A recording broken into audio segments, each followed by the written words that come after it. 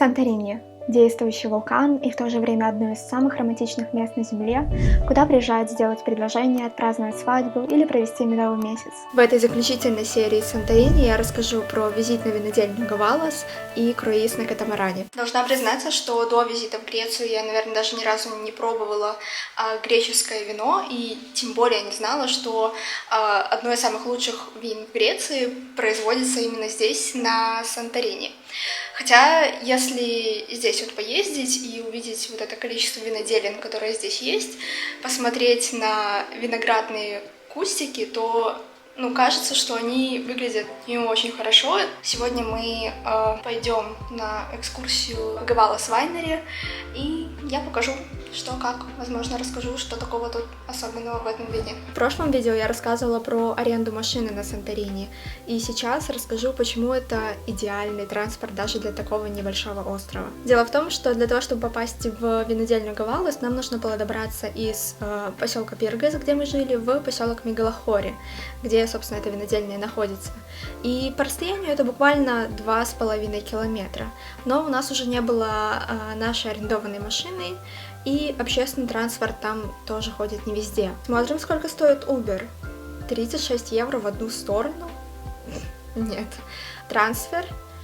Немного дешевле, выходит 21 евро в одну сторону за эконом. Но все еще дорого. Выходит, что поездка на 7 минут стоит дороже, чем аренда машины на день. Окей, но раз мы уже вернули арендованную машину, мы решили пойти пешком.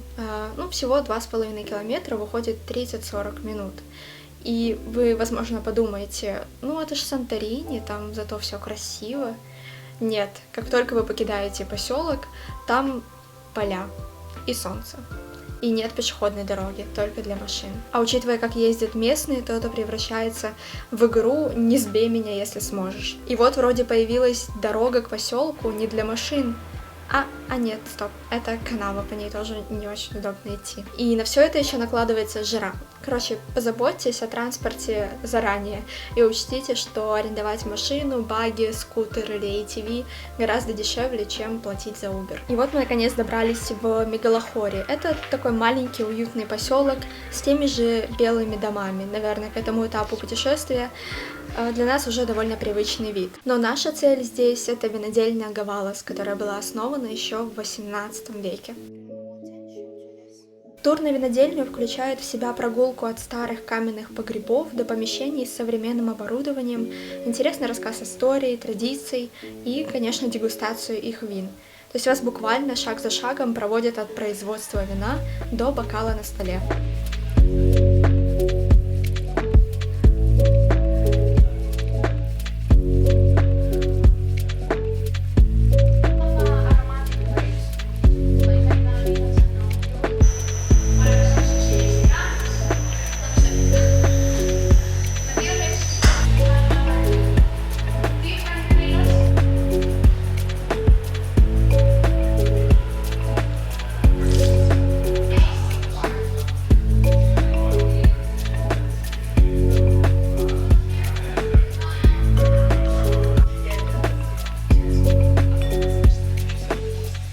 Но давайте все же разберемся, что делает вино Санторини таким особенным. Почва на Санторини представляет собой смесь лавы и вулканического пепла, из-за чего в ней мало органических веществ, из-за чего она почти не подвержена болезням, из-за чего, в свою очередь, виноградники на Санторини никогда не пересаживались, и что делает их одними из старейших в мире. Климат на Санторини такой, что дождей очень мало, но при этом высокий уровень влажности и много ветров. И чтобы защитить виноградники от ветров, их обрезают в форме такой низкой корзины, которая называется кулура, и из-за этого, как вы понимаете, объем урожая гораздо меньше, чем если бы эти виноградники были высокими. На винодельне, кстати, можно посмотреть на самую старую кулуру, только посмотрите, сколько там обветвлений. Есть еще один интересный момент с сортами. В целом на Санторини насчитывается порядка 40 местных сортов. Одним из самых популярных является ассертика, который занимает порядка 75% всего выращиваемого винограда. То есть это довольно много. При этом именно вино из ассертика самое дорогое в Греции. То есть его производят больше всего на острове, и оно дороже редких местных сортов. Как-то странно, загадка какая-то получается. Как вы думаете, почему так? Серьезно, вот прямо сейчас поставьте на паузу, напишите в комментариях, почему вы думаете такое возможно. А я сейчас дам правильный ответ. Готовы? Сорт ассиртика ограничен географией и может выращиваться только на Санторини. Климат острова не позволяет вырастить много винограда на этой площади, поэтому винодельни выращивают какое-то количество ассиртика, но его недостаточно для производства. И им приходится покупать виноград у местных производителей, то есть там частных лиц, которые на своей земле также выращивают виноград ассиртика. И вот эти местные производители, пользуясь такой монополией на землю, ставят очень высокие цены. И винодельням не остается ничего делать, кроме как покупать вот этот дорогой виноград. И поэтому такие рыночные условия искусственно повышают цену на вино ассиртика и делают его производство более дорогим, чем производство редких сортов. Такая загадка Санторини. Напомню, что сейчас идеальный момент, чтобы поддержать мой канал лайком, подпиской. Также, если вам очень нравятся мои видео, вы можете выбрать функцию «Супер спасибо», которая позволит сделать единоразовый донат и поддержать мой канал финансово. А мы перейдем к круизу. Стартовали мы с той самой парковки лодок, которую я показывала в прошлом видео. И я сразу скажу, что это был замечательный, веселый и живописный тур. Он длился 5 часов, но они пролетели очень незаметно, и нам все понравилось.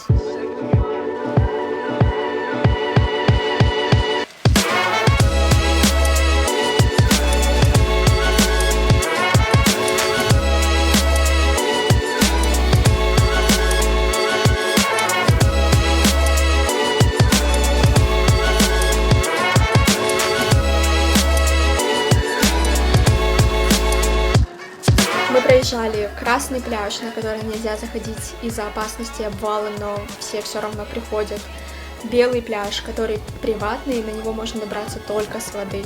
Мы ныряли с лодки, снорклили, вкусно кушали, общались и в конце все вместе смотрели закат.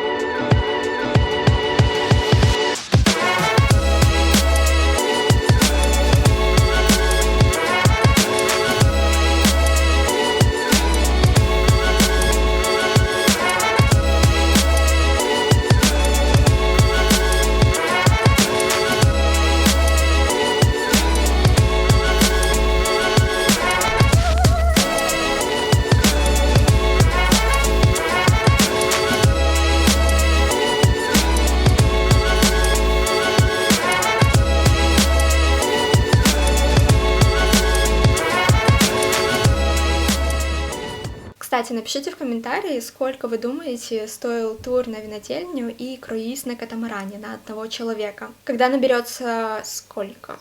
30 предположений. А я посмотрю, кто был ближе всего, и отправлю этому человеку открытку. Кажется, у меня нет открытки из Санторини. Я тому отправлю открытку из Литвы. Спасибо, что досмотрели это видео. Другие серии Санторини можно посмотреть по ссылкам здесь и в описании. А я желаю вам хорошего дня, приятных и беспроблемных путешествий. Пока!